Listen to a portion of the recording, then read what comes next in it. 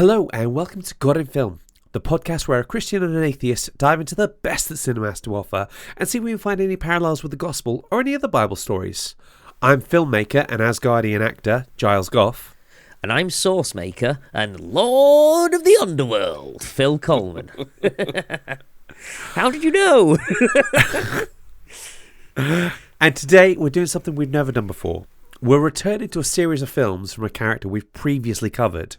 In our second series, we looked at Thor and focused most of our discussion on the first film. Today, we'll be looking at Ragnarok and Love and Thunder. So, sorry, Dark World fans, both of you, but there just really wasn't that much to talk about with it. I am one of those fans. I actually quite like the Dark World. I don't know why everyone hated it. Yeah, so much, it's fine. It's just there's not a lot to say, really. Thor: The Dark World was a film. Yes. We'll be asking, what do the Greeks have to do with how we see God, and what does it mean to let someone go? So, Phil, what did you think of these films? Ragnarok, when that came out, I absolutely loved it. It had the right amount of balance between action and comedy. It had some decent interaction between the characters, and it had Jeff Goldblum in it, which, to be honest, I feel as though I could have started with that, and that would have been sufficient as to why that film was great. Love and Thunder, for me, it just didn't hit the right notes for me. Yeah. Some decent set pieces, really cool to see Jane Foster as Thor. Spoilers, by the way. Yeah, I just thought it was a bit forced in a lot of ways. Yeah, I feel sorry for Taika in a way because he took Thor in such a radically different direction with Ragnarok, and it was irreverent, it was cheeky, and the rest of it. It cleaned up at the box office, so I imagine somebody went, "That's brilliant, do more of that." In fact, the entire fandom basically said, "That's brilliant, do more of that." And then he came back, he did more of that thing, and then we all went, "No, we don't like it." Yeah. The best part about that film was Christian Bale. Like, by a country mile. 100%. Yeah, Taika, we love you. We can't wait to see what you do next. Yes. Now, Phil, has your wife met Matt Heslop?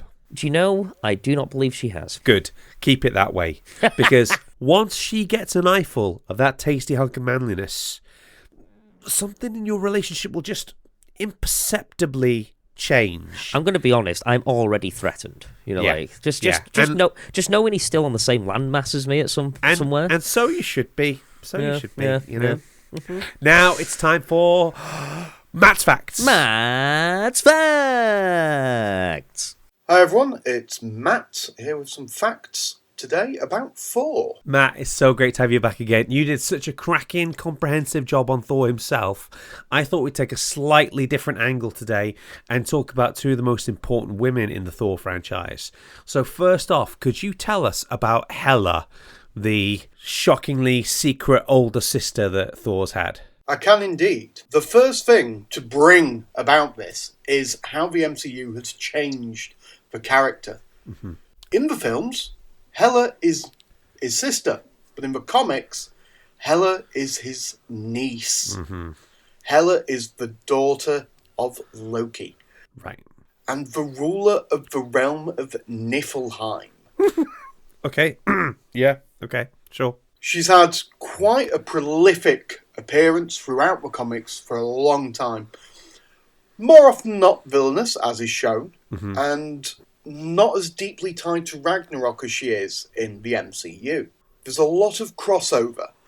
She's even had points where she's worked with Mephisto. So Mephisto is basically an analogue for the devil in the comics, isn't he? He is indeed. He is the big bad. Mm-hmm. Hela has been through so much. She has lost Hel. She has stolen power from Odin. Mm-hmm. She has turned the Valkyries into fire-eating demons. She has even had relationships with Thanos. Right. The top list of the bad boyfriends, really, isn't he? Oh, definitely. She did trick him, though. She was pretending to be deaf herself. Okay. Let's talk about the mighty Thor. Right. Mighty Thor, Jane Foster. Well, Jane is actually a very old comic book character. She's been around pretty much the entire time Thor has. Originally, she was a nurse. So in the MCU, she is this physicist, great, smart, brilliant. That's not to say she isn't that in the comics. It's they just took a very different route. Yeah. So for the first few decades she was around, she was simply a nurse and a bit of a love interest to Dr. Donald Blake, which was Thor's other counterpart. She went on to get married, and he went on to get with Lady Sif. Now, it was around this time a great thing happened for her character. Her character became a doctor, and this is what begins to link to everything. Because she'd been so close with Thor, there were even a few times where Lady Sif had a bit of a go at her because she thought she was stealing her man, for want of a better term. But Jane got happy. She married Dr. Kincaid, she had a son called Jimmy, and then it all started going downhill. Prepare yourself, listeners. This gets dark. So it all goes downhill just before a run called Original Sin, which was a big Marvel crossover event. But I'm not going to get into too much detail with that. Okay. What happens to Jane before that is pure tragedy. She loses her son and husband in a tragic car accident. Okay, yeah. And then is diagnosed with cancer. Oh, of course. Throughout this time, she's going around, she's trying to find ways to do it, but she's refusing magical treatment. Now, this is where Original Sin comes in. To give a brief synopsis of that, what happens is Nick Fury kills Uatu the Watcher, an investigation takes place to work out who done it, and as part of a result of this, Nick Fury whispers something in Thor's ear, and this causes Thor to no longer be worthy of wielding Mjolnir. Shortly after this happens, a figure is shown lifting it, a female. It's not revealed who is this new Thor, called the Mighty Thor. Bear in mind, the Thor we all know and love is still going round, but he's now taken the title of Odinson. And the Mighty Thor joins the Avengers, and eventually it's revealed that she is Jane Foster. And the first person to properly find this out is Sam Wilson, who is Captain America. Yeah. So it carries on as this, and in the end, she sacrifices Mjolnir. Mjolnir is the only thing keeping her alive. But it's just gone that far. She sacrifices it all, and she's happy. She's accepted her fate. Such a deep character. What was the fan reaction like to the Mighty Thor? Because I imagine the misogynist wing of Marvel fans were incredibly vocal on it. To say they were was an understatement. As with anything, people do not like change. But eventually they warmed to the idea. Not everyone did, but most warmed to the idea. Personally, I was intrigued by the way they were going with the storyline. They'd done similar a few times, introduced a new character to kind of take on a mantle, but kept the identity secret for a little bit. Yeah. So I was a bit sceptical, but ultimately, personally, I enjoyed how it played out. Fantastic. Listen, Matt, thank you so much for sharing what you know about Thor, the Mighty Thor and Hela for us. I can't wait for everybody else to hear this. No problem. Thank you very much. I will see you later. So, Phil, those were Matt's facts. What do you think? So, Niflheim. It just reminded me of something out of Futurama, like you know Niffler from Futurama. I don't know if you've watched it, but yeah, just remind me of that. It's like I'm just like, is that where he comes from? I also think as well, like if you're gonna have Thanos as your boyfriend, right? It might not be so bad, especially when he's cooking, because everything would be perfectly balanced as all things should be. You know. I think it'd be fine. I see Hela's point, but yeah, I also do think that poor Jane, blooming heck, like. She can't catch a break. Yeah. However, she did get to be Thor, and as the kids would say, that's pretty dope. So, you know. Yeah. So it's not so bad, I suppose. But yeah, nice one, Matt. Now, we're going to switch up our format a little bit. So we're going to start off with Finding the Faith in the Film. Finding the Faith in the Film. And what we're going to do now in our Finding the Faith in the Film section, we're actually going to have a guest. Now, I first learned about our next guest by introduced to his podcast by my wife Claire. She was delighted when I had the sheer gall to ask him to come on our show, and even more delighted when he said yes. So naturally, I could not keep her out of the interview. You know, I tried bolting the door. I tried recording in a sort of hidden location. Did you try an electric fence? I tried a glare-proof fence. I see. Okay, right. I sort of like attached copies of Jane Eyre to it in the hope that she'd get distracted whilst trying, but no, it didn't work. She found it. Yeah, that's fair enough. That's fair enough. You tried your best. Anyway, I'll let him introduce himself. My name's Nick Page. I'm a writer, podcaster, speaker. In fact, it's getting me to shut up. That's the trick. And a follower of Jesus. And so I sort of write about all that kind of stuff. And in some of my time, I work for an organisation called Open Doors, which supports the persecuted church. So, you know, that's a good thing as well. Nick, it is such a joy to have you on the podcast. Thank you so much. Nick is one of the co-hosts of Mid-Faith Crisis podcast, and Claire introduced me to that podcast, and that's why she's here right now, because, well, quite frankly, I had absolutely no chance of keeping her out of this one. Yeah, I'm a bit of a fan, so you didn't have a choice. Excellent. What a wise woman. I think so. So we're talking about Thor. We've obviously done an episode on Thor earlier, but we're looking at the two later films, Ragnarok and Love and Thunder, and Zeus turns up, played by Russell Crowe in Love and Thunder. You guys made an interesting point. What does Zeus have to do with how we see God? Well, I think one of the things about mythologies like Norse mythology or Greek mythology or Roman mythology, which was largely stolen from the Greek, is essentially what you're dealing with humans with superpowers. That is, you know, that's why they're so rich for, you know, Marvel or DC or you know, and I grew up reading comics, so I know all this stuff. They're basically, it's like a soap opera. Yeah. You know, and so you have these people with very human sort of fallibilities. I mean, Zeus, you know, he's a bit uncontrolled in the lust department, and you know, he's prone to sort of pants for love nor money. He simply cannot keep that toga on, and that would be Jupiter, but anyway, you know, you get the point.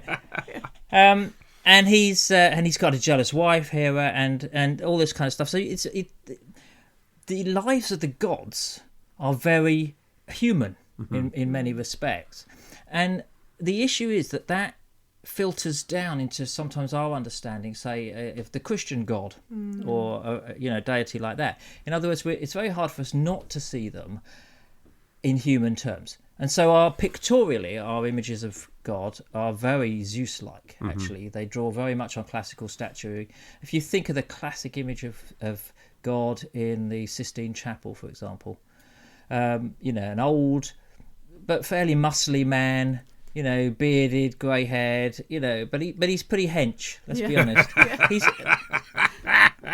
that's fundamentally Zeus. Yeah. And then of course you get all the other stuff. So just as Zeus in mythology is smiting people with thunderbolts, you get the same kind of thing. So in other words, I think what's happened with Christian history is we tend to see God too easily as a kind of larger Zeus, you know, with all the human characteristics. Possibly the follow-on question would be, how should we, or where should we even start when it comes to thinking about God? If you had to try and sort of sum it up or approach that, where would you start? Well, I mean, of course, the truth is we do have to anthropomorphize God to some extent. You can't imagine God as you know, the being that she is, really, and that happens throughout the Bible.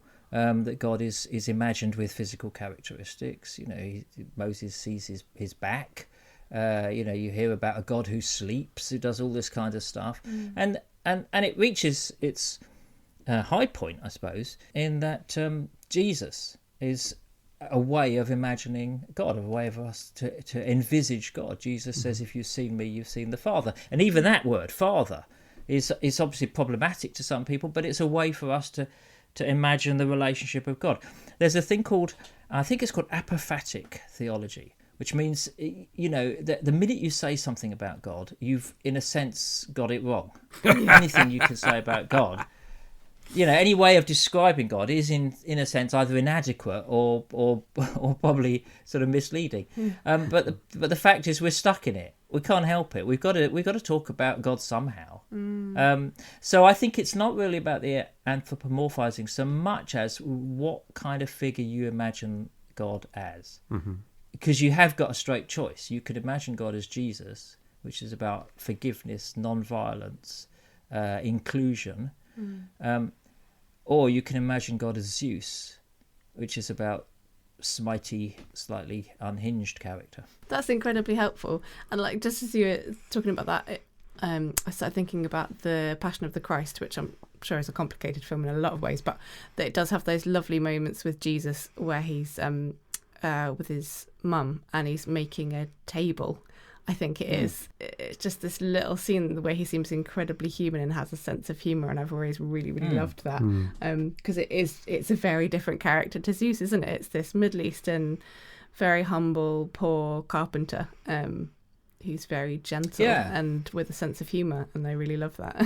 I mean, in terms of archaeology, if you want to imagine what Jesus looked like, I mean, obviously we always paint Jesus as a kind of slightly willowy blonde. When I was growing up, I had a children's Bible when I was growing up where he was a sort of slightly ginger blonde as well. I mean, that's very very unusual colouring for a Mediterranean Jew. But which obviously is weird because obviously gingers don't have souls, so I guess that's what's weird. Well, that's I couldn't possibly comment. But I did some research for a book some time back about Jesus and trying to imagine what he looked like. And there's this thing called osteoarchaeology, which looks at bones, basically.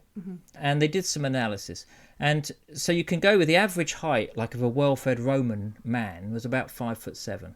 That's the average, because they were shorter than us, but the average height of a well-fed Roman man. But the average height of a Mediterranean peasant was 5'2". And of course, dark-skinned, olive complexion, brown eyes, dark black sort of curly hair, probably bearded, would get stopped at every airport security nowadays. And that's Jesus. Jesus was a Mediterranean peasant. I suppose part of the strength, in a sense, about the Bible is that it never really describes what Jesus looks like. We only know two things about what Jesus is Jesus' actual appearance. One is that he was circumcised because he was a Jew, and the other is that he wore a Jewish prayer shawl. So we know those from the Gospels. Otherwise, we don't know anything. So again, that's a very different picture to the one we're normally presented of Jesus. The prayer shawl, I'm having to sort of dip back all far into my brain. Is this the kind of shawl that doesn't have a seam? Am I thinking of the right thing there? That's the robe that he was given. Right. The shawl is worn by Jewish men, and it has sort of fringe tassels on it. It's still one. And there's that story where the woman who's been bleeding for 12 years reaches out and touches the shawl, touches the tassels of it. And so he knows that power's gone out of him. So we know that. So, what I'm saying is, of course, we all picture Jesus. And by extension, we all sort of picture God. The real question we've got to ask all the time is, well, what are the pictures? Are the pictures helpful? Or are they, in fact, causing a wrong view of God? One of my favourite quotes is from Michael Ramsey, the Archbishop, who said, "God is Christ-like, and in him there is no un-Christ-likeness at all," which is a mind-blowing quote. You have to think about it quite a lot. But that's the sort of shock, in a sense, of Christianity. It's not that Jesus was like God; it's that God is exactly like Jesus. That's the thing. And both of those, all three parts of the Trinity, are entirely unlike the Greek and Jewish pantheon that we see acted out in the films or in Greek mythology.'t of anyone, Jesus is, I guess, going to be the easiest to grasp out of the Trinity, isn't he? And that's what incarnation is all about. That's why incarnation is so important, because it means that Jesus knows exactly what our lives are like, and like you said, I mean, I think some of the times we tend to see Jesus only in terms of doing Jesus-like things, preaching, healing, walking on water, blah blah blah. Actually, he worked for about 14 years probably as a carpenter, as a tekton, which really means builder. So he worked as a builder, and that equally that's not some sort of sideline. That was crucial to his experience of humanity. He sweated, he went to the toilet, he did all these things, that humans do. He had fun, he laughed with people, he ate, he drank, he was accused of over drinking the whole time. So the picture, we always need to work at this picture, I think, of Jesus and by extension of God, really. 100%. Before we let you go, Nick, can you tell us a little bit about your podcast, the Mid-Faith Crisis podcast? Sure. Mid-Faith Crisis is a podcast for every Christian who's ever sort of stood in church and gone, is this it? What am I doing here? It's for a lot of Christians with a lot of questions, and it's for people basically who are hanging on to faith by their fingertips, who are going through that questioning phase. What we argue in Mid-Faith Crisis is that this is not some kind of blip in the road. It's not something you'll get over. It's actually a really crucial part of your spiritual development. And so we talk about all kinds of things. We talk about quite a lot of films. I love talking about Marvel films, but my co-host Joe, not such a big fan. He likes to go for sort of gritty dramas.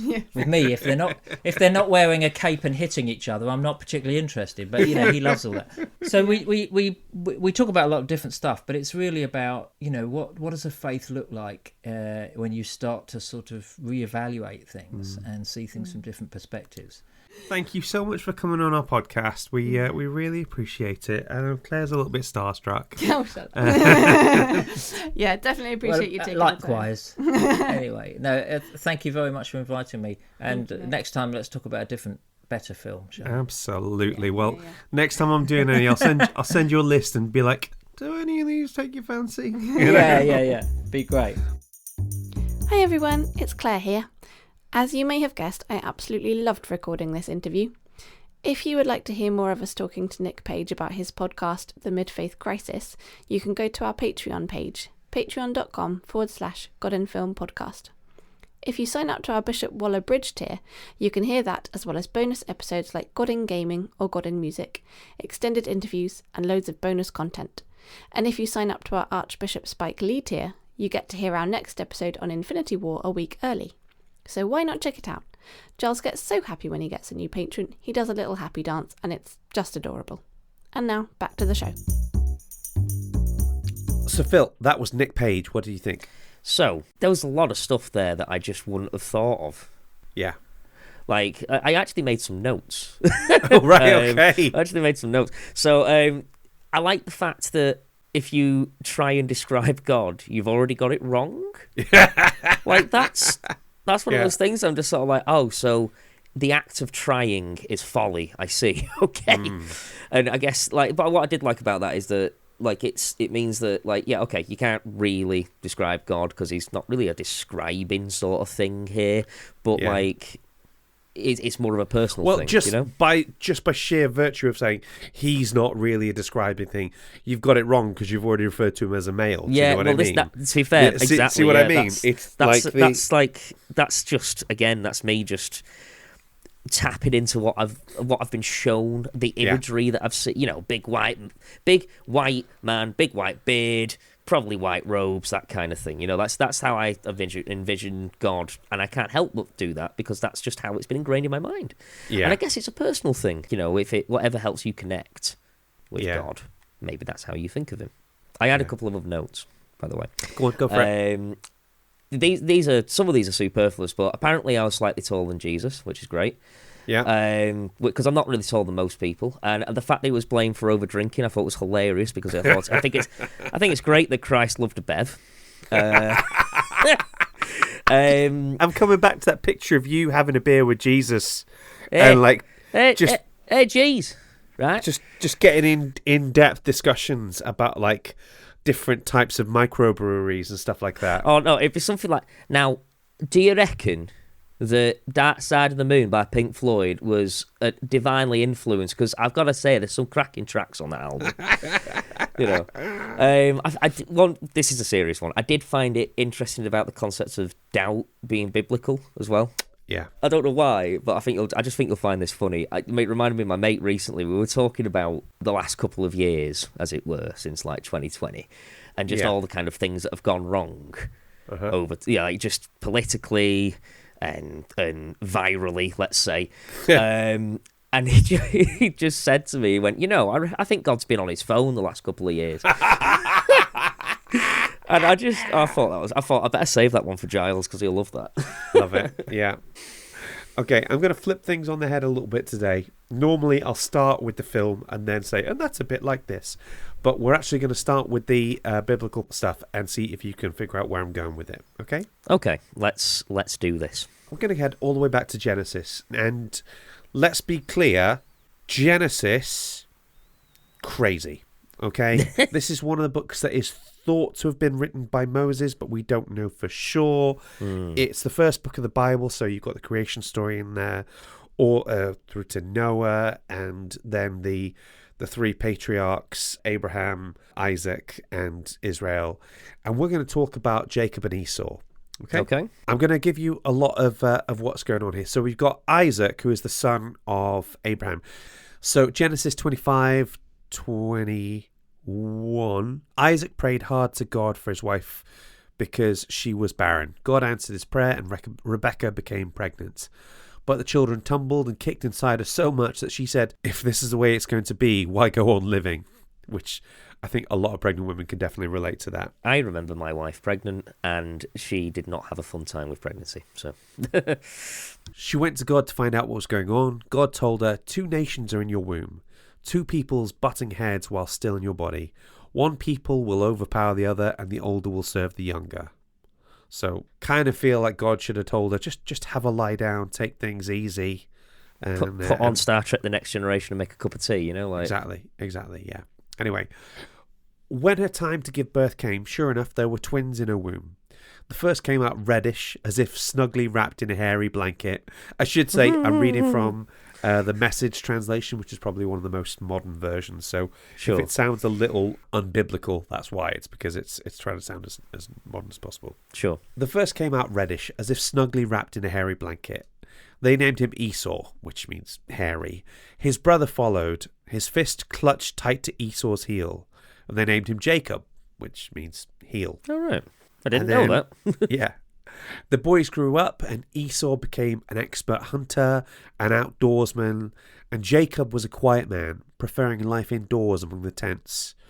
Isaac loved Esau because he loved his game, as in hunting. Yeah. But Rebecca loved Jacob. So already the parenting is screwed here. Do you know what I mean? Yeah, that's not how it's meant to work. One day Jacob was cooking a stew. Esau came in from the field, starved. Esau said to Jacob, give me some of that red stew, I'm starved. Jacob said, make me a trade. My stew for your rights as the firstborn. I'm remembering this now, yeah. Already, you'd be looking at the terms and conditions going, hang on, that doesn't sound quite right, you know? I'm going to hire a contract lawyer in a minute, I swear. Esau said, what good is a birthright if I'm dead? Jacob said, first swear to me. And he did it. That's how Esau shrugged off his rights as the firstborn. So, if it was just this situation, you'd be thinking, Jacob, bit of a dick. Yeah, it's a bit dysfunctional, just in general, actually. The whole family, Yeah, there's something really not right there. Now, if you're ready for some more Old Testament family dysfunction, get ready for this. So this is Genesis 27. I'll let me get comfortable. So we've already had his birthrights, his legal birthright to inherit his father's property and everything. He's traded it away, and somehow that is legally binding. Okay, fine, whatever. Old Testament law be cray. Yeah, see what I mean about crazy, Yeah, it's a bit strange. So really, Esau's not got a lot left. He knows that his brother's going to get the lion's share of everything because he had to make a trade in really unfavourable circumstances. So the only thing that he's got left now is like a blessing, okay? And a blessing is seen as almost like a tangible thing at this point. Sure. It's like or a finite thing, probably would be a better way to put it. I don't know why the first thing came to my head was like a voucher. You know, like a coupon maybe or something. Like if it's tangible, then. Yeah. So let me read this bit out of Genesis 27. It's a little bit longer. When Isaac had become an old man, was nearly blind, he called his eldest son Esau and said, "My son, I'm an old man," he said. "I might die any day now. Do me a favour. Get your quiver of arrows and your bow and go out in the country and hunt me some game. Then fix me a hearty meal, the kind that you know I like, and bring it to me to eat so that I can give you my personal blessing before I die." Rebecca, that's his mum, was eavesdropping as Isaac spoke to his son Esau. As soon as Esau had gone off to the country to hunt game for his father, Rebecca spoke to her son Jacob. "I just overheard your father talking with your brother Esau. Now, my son, listen to me. Do what I tell you. Go to the flock and get me 2 young goats. Pick the best. I'll prepare them into a hearty meal. Then you'll take it to your father. He'll eat and bless you before he dies." "But mother," Jacob said, "my brother Esau is a hairy man and I have smooth skin. What happens if my father touches me? I'll bring down a curse on myself instead of a blessing." So this is Jacob. Jacob's first thought is, "Oh no, I'll get caught," rather than, "Wait, isn't this a completely terrible thing to do?" Yeah, no, there's quite a lot of stuff that's wrong here. Like, Yeah. in general, actually. So then Rebecca says, "Just do what I say, go and get the goats." So he went and got them, brought them to his mother, and she cooked a hearty meal. Rebecca took the dress-up clothes of her older son Esau and put them on her younger son Jacob. She took the goat skins and covered his hands and the smooth nape of his neck. Then she placed the hearty meal she had fixed and fresh bread she'd baked into the hands of her son Jacob. He went to his father and said, "My father." "Yes," he said, "which son are you?" "I am your firstborn, Esau. I did what you told me. Come now, sit up and eat of my game so you can give me your personal blessing." Isaac said, "Come close, son, let me touch you. Are you really my son, Esau?" The voice is Jacob's, but the hands are the hands of Esau. But as he was about to bless him, he pressed him. He said, "You're sure? You are my son, Esau?" Yes, I am." Then Isaac said, "Come close, son, and kiss me." He came close and kissed him, and Isaac smelled the smell of his clothes. Finally he blessed him. And then right after Isaac had blessed Jacob and Jacob had left, Esau showed up from the hunt. His father Isaac said, "And who are you?" "I am your son, your firstborn, Esau." Isaac started to tremble, shaking violently. He said, "Then who hunted game and brought it to me? I finished the meal just now before you walked in, and I blessed him. He's blessed for good." Good grief. Yeah. That's just nasty. Yeah. Moving on to like verse 38, he says, "But don't you have just one blessing for me, father?" Esau sobbed inconsolably. Isaac said to him, "You'll live far from earth's bounty, remote from heaven's dew. You'll live by your sword, hand to mouth, and you'll serve your brother, but when you can't take it anymore, you'll break loose and run free." Esau seethed in anger against Jacob because of the blessing his father had given him. He brooded, "The time for mourning my father's death is close, and then I'll kill my brother Jacob." I do see his point there. You know what I mean? I think 100%. I'd probably think about doing a bit of killing if if that was the case, you know. And I know it sounds daft, like we're talking about the idea of a blessing, but if you imagine like a political endorsement, you can't touch it, you can't see it, but if a person endorses multiple candidates for the same thing, then it takes away the power of it. Do you know what I mean? Yeah, that makes sense. It's a weird one, this one. But these two brothers, do they remind you of anyone? I've got a feeling there's a theme here, and I think it's Thor and Loki, isn't it? Yeah, 100%. Yeah. The fact that Thor is Odin's favourite and Loki is Frigga's favourite and that sort of thing, you know. So we are seeing that kind of connection there. And the fact that one relies on his strength, the other one relies on being tricky.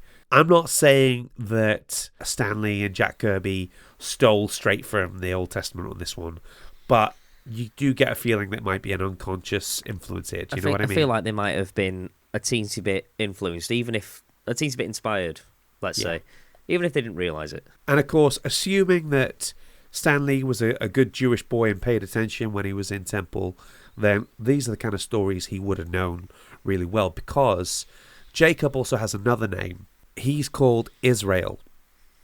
Okay? Right. So the Jewish people are descended from Jacob.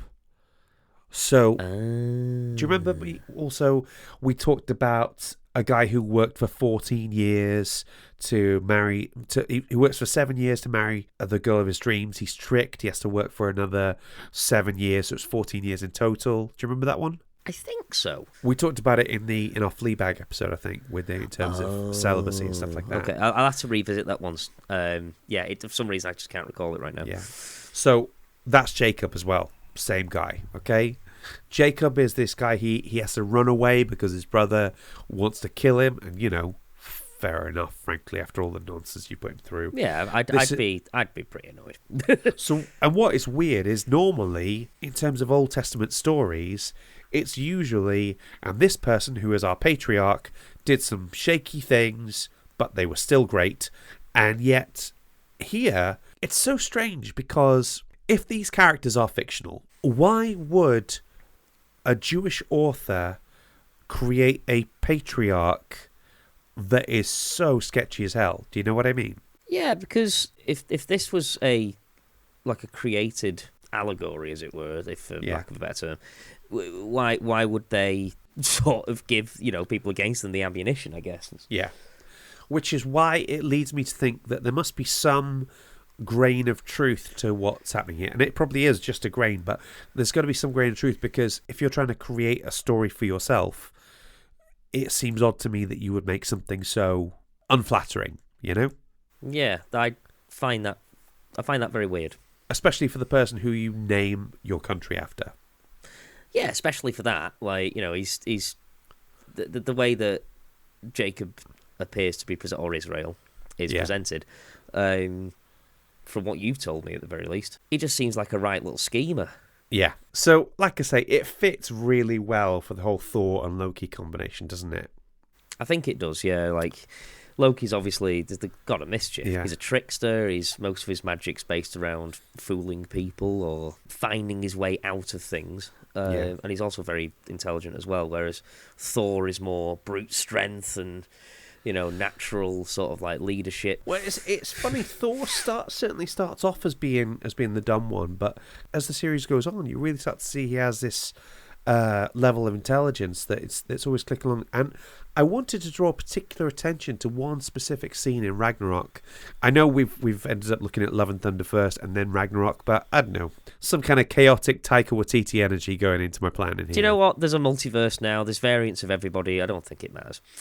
There's one scene in Ragnarok that happens about an hour and a half into the film, and it's Thor and Loki are trying to escape Sakaar and trying to get off the planet, and it is a blink and you'll miss it scene. There's so much visual spectacle in that. I honestly did not pay attention to the gravitas of it, but Thor and Loki are in a elevator and they're about to do the get help routine.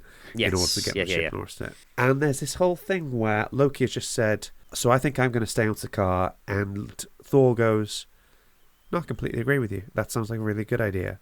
And Loki's shocked. He's like, oh, you're agreeing with me. It's like, because he expects Thor to try and change his mind. But Thor has said this planet is lawless, it's chaotic, it's perfect for you. Loki responds with, I didn't realise you thought so little of me. And then Thor responds with, Loki, I thought the world of you. I thought we were going to fight side by side forever. But at the end of the day, you're you and I'm me. I don't know, maybe there's still some good in you, but let's be honest, our paths diverged a long time ago. And yeah, it wasn't until I watched the Taika Waititi video that he did promoting this for Vanity Fair, where he actually explains this is Thor letting go of his brother. I think that shows a great degree of emotional intelligence. Yeah, from Thor. He's just like, right, well, do you know something? I have really tried, and I don't need to anymore. And it's so strange for me, this one, because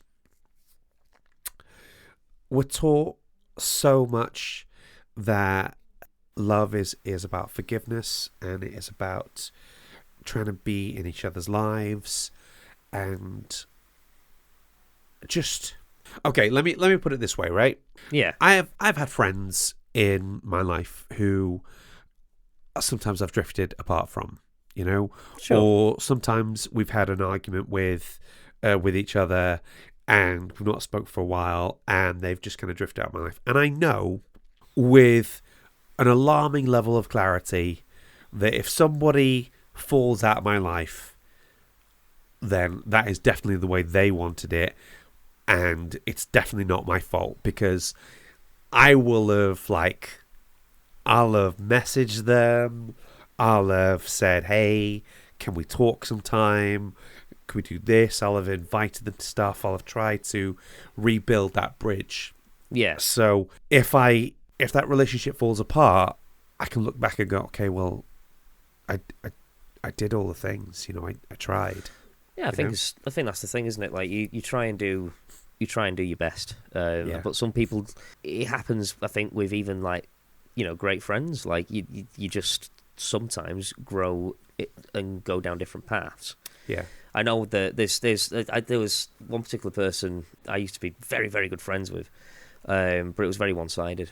And like I no longer speak to that person anymore. But for the longest time, I thought maybe like I could repair things, and it took a lot of energy and sort of upset on my part to basically just go, right, no. Yeah. And I think that takes time and just being at a certain experience level, I guess.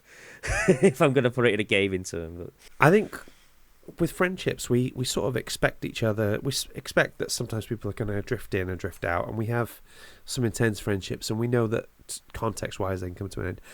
I think it's trickier when it's family. Yeah. Now, this may take you by surprise, Phil, Yeah. but not everybody has such a good relationship with their brother that they go into making sauces together as a business proposition. You know? Yes. No. I'm aware that I am very lucky in that respect. And even though there's sometimes, and if you are listening, Rob, sorry for this next sentence, but there are some times when I could absolutely rip his head off his shoulders. But you can sometimes argue, you can sometimes be very, very abrasive towards each other, but I don't know. I feel like sometimes you find a way to come back. At least one part of the one side will try as harder than the other, maybe. Yeah. You know, that can happen as well. And I'm on the flip side to that of like, this is where we take advantage of the fact my family don't listen to this. I feel like in a lot of ways I've tried everything that I can try with this one particular relationship. And in the end, what it breaks down to is we're completely different people, and there is how can I put it, until I can see some change in that other person, there's no way that we can have a relationship, because we're going to get trapped in this loop where we have a massive fallout, and then we don't speak for ages, and then it kind of thaws for a little bit, no pun intended, and I didn't catch that one at first. we start to develop a decent relationship, and then I'll say just the teensiest thing that he won't like, or I'll do something that he's not happy with, and I will try my absolute best to be as reasonable and balanced as possible, and it'll still blow up in my face, and I'll still have less than nothing to show for it. Now, that sucks on its own, but how can I put it? Those people who will say things like, well, you're a Christian, you're supposed to forgive each other, or you're supposed to love each other, they really kind of burrow into your brain a little bit. Do you know what I mean? I can imagine that being quite frustrating, because you know it's yeah, fine. You know, forgiveness is a big part of Christianity and a big part of, you know, your belief system. But there's got to be a line somewhere. Like you can't be getting trampled on all the time, by this other person. That's just not healthy. And obviously, Jesus modeled loads of different ways that you can resolve something with somebody. Like, Peter literally said 3 times over, "I do not know this guy," just as Jesus was being tortured, And Jesus found a way to repair that relationship, and he found a way to do it that actually involves coming back from the dead. So it was clearly a priority for Jesus. Do you know what I'm saying? We don't all have that luxury, I think. Yeah. But if there's free will, right, then how can I put it? You might be doing the best to follow Jesus, and you might be doing the best to sort of do these things. Or even from the atheist side of things, you might be doing your best to be a sort of gentle and fully rounded and caring individual. But if the other person's not willing to try, then you're stuffed, aren't you? You can only do so much, I think, until you need to actually have some kind of like reciprocation. Yeah. Otherwise, it's just exhausting. Exactly. And unhealthy. There is a little bit of a biblical guidance for what to do in this situation. So Jesus says at one point in Matthew 10:11-14, he's sending his disciples out to all different places, like, I need you to tell people about me. I can't get around them myself. And he's also preparing them for when he's not here, Obviously, this is the time before, Twitter and that. So it's quite hard to get the word out. Exactly. So Jesus tells them in verse 11, "Whatever town or village you enter, search there for some worthy person to stay at their house until you leave. As you enter their home, give it your greeting. If the home is deserving, let your peace rest on it.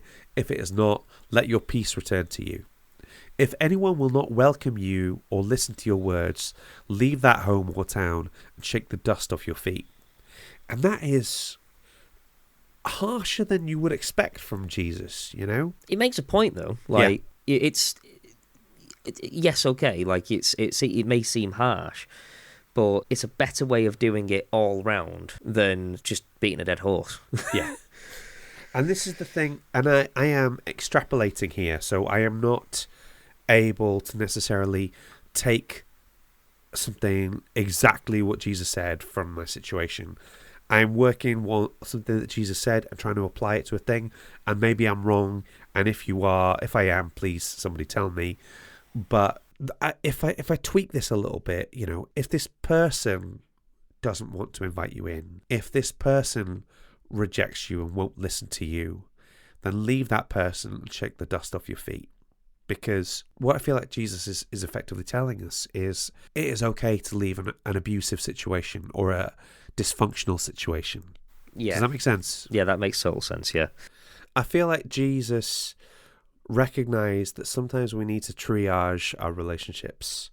We need to sort of work on the ones that we can improve on, and the ones that are too far gone, we just have to let them go.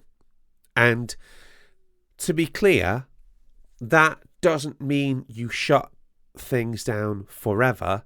That doesn't mean this person is dead to me. Haha.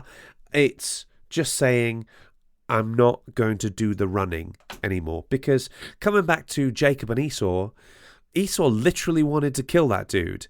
And yet, a few chapters later, in Genesis 35, after Isaac dies, it says, "Then he breathed his last and died and was gathered to his people, old and full of years. And his sons Esau and Jacob buried him." And it's a tiny little throwaway line, but it does tell us that there had to be some kind of resolution for them both to come back and bury their father. Do you know what I mean? Yeah, they put aside their differences for something bigger than themselves. Yeah. Yeah. And it's good that they managed to do that. Nice one, guys. So, by all means, we can keep hoping and praying for reconciliation, but we don't have to chase after it anymore. I think that's a good point. I think I agree with that. And I think we'll end it there then. So Seems like a pretty nice, neat way to end it. Absolutely. Ladies and gentlemen, thank you so much for listening to this far too heartfelt and earnest episode of God in Film. There's a lot of soft speaking, and you know when the soft speaking comes out, that's when things are about to get real. Join us next week for all the fun and lols that was Infinity War. We can't wait to see you. Phil, I always feel like I'm asking a stupid question with this one now. Have you had a good time? I did have a good time. It was nice to talk about things that are worth mulling over and considering. Awesome. Me too. See you soon, listeners. Bye. Bye. God in Film is hosted and created by Giles Goff and Phil Coleman. Mixing and editing by Giles. Our logo was designed by Julie Walsh. And our theme tune was composed by Rick Lee. Waffle editing by Natalie Miniker. God in Film is a Dash production. Please rate and review. Unless it's a 1-star, in which case, travel to the center of the universe via the Shadow Realm and use Stormbreaker to open the gates to eternity.